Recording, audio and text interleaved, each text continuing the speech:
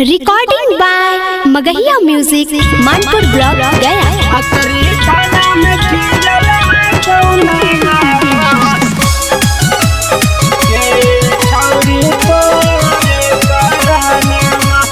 Music by PM Bihari.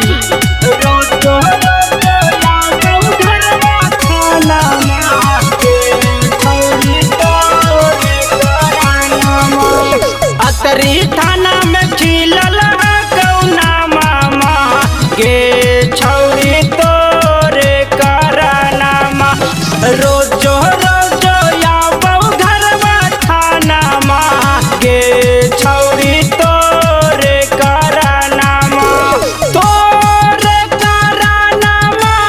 गे छौरी आफत में हौ जानामा अगे आफत में हौ जानामा गे छौरी तोरे करानामा बेला थाना में खिलल कौना मामा गे छौरी तोरे करानामा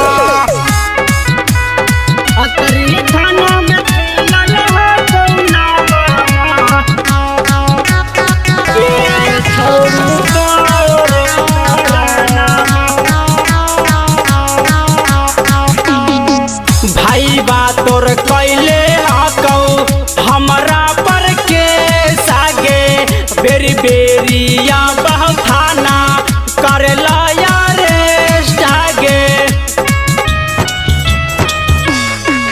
भाई बा तोर कैले हकौ हमरा पर के सागे बेरी बेरिया बह थाना करला अरेस्ट आगे।